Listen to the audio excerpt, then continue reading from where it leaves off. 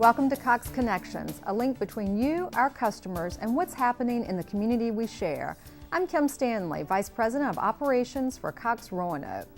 While in Center in the Square, the Science Museum of Western Virginia was a fan favorite. It's in a new home while Center is being renovated, and there's a new leader at the helm.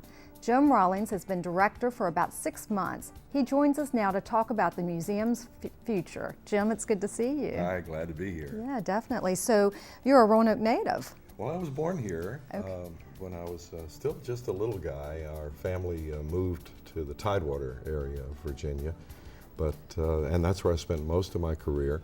But as things would happen, why, here I am back in my original hometown. Good. So you've been back about 6 months, and right. You're leading the Science Museum. So how's that experience been? It is such fun.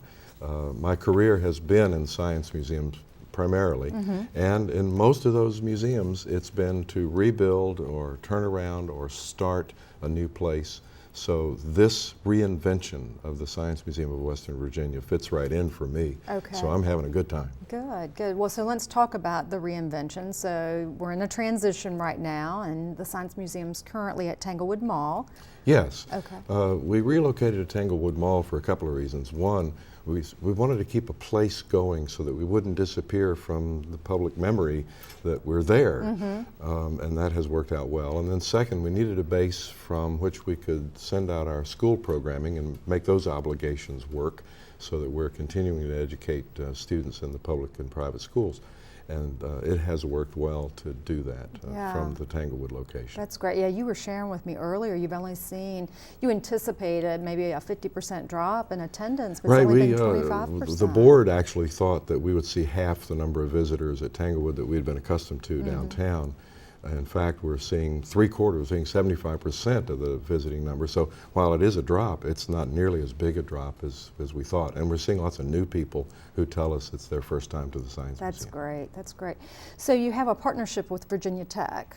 That partnership is really wonderful, and in the science museums that I've had experience with, and I've had enough time to be around with them, this is really unique. Many partnerships with universities and among science museums are directed toward a specific project or one exhibit or to get a project toward a classroom presentation. This is a much deeper strategic partnership between the two organizations that spreads really into everything we are doing. It's just beginning to bear some fruit, and it's really interesting to watch. Okay, okay. So help me out there. Is it an exhibit development with them, or, you know? It's everything. Okay. It's program development, it's exhibit development, okay. It's management support. For example, as a museum, we're about to go into a reaccreditation process. Just like any really institution like us, we get accredited by our watchdog organizations to make sure we're doing things properly, and Virginia Tech has expertise to help us be prepared for that reaccreditation, which is really a great resource to have. I can call on these professors, but then at the same time, we recently had our first presentation by Virginia Tech of new prototype exhibits developed there. Wow. For instructional technologies, and to roll it out to the public at the Science Museum is an opportunity for Tech to gain an audience that they wouldn't normally have access to, but we do have access. That's a great partnership. It It really is. is. Yeah. Good, good.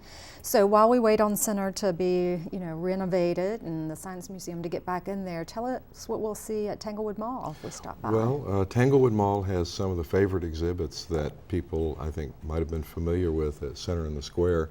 One of the popular ones is the rock sluice, the place where you pan for minerals through running water. We get a lot of activity on that one. The plasma sphere, which looks like lightning. The shadow booth, where you go in and a flash goes off and your shadow stays on the wall and you get to step away and look at it. But then there are a couple of dozen other hands-on exhibits that I'm not naming, but that are just, as I say, they're favorites that people really enjoy doing. And the hands-on, interactive, that is still the watchword of the Science Museum. Good. And so it's a great place to take the young ones. Yeah, it really is. As I told you, I have twin boys that are 8, and I took Yeah. them, and they love it. They had been to the one downtown, and now they've gone to Tanglewood, and Yeah. the openness is so nice too. Yes. They really enjoyed that. I agree. The Tanglewood location is just one great big room, so it is kind of wide open, which is very different from the sort of compartmentalized corridor hallway setup that was downtown. And by the way, with the renovation, the public who's familiar with that, our visitors and our local people are going to right away see the difference in that new openness that will be at the new Science Museum. Okay, great.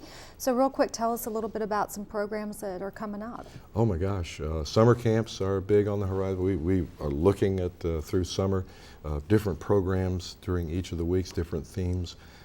Everything from firing rockets to exploring nature and the streams, going out to field trips from the Science Museum, lab experimentation. It's all of the things you might expect that a Science Museum would present. Good, good. Well, a lot of great things going on, and summer camp's just a great opportunity for kids to get involved in science. Yeah, and I would say if there are moms watching, sign up for summer camp, as soon as possible. Right. Because those seats disappear fast. Right, and I know you need volunteers, you need members, you need it all, so. Yes, that's how we survive. That's right. It's based on that kind of support. Well, it's great talking to you. Thanks for being on the show. Thank you very much for having me. All right, up next, Greenville School offers childcare for children of working parents. Thanks to a Cox Charities grant, the school will be able to help those most in need. That story after the break.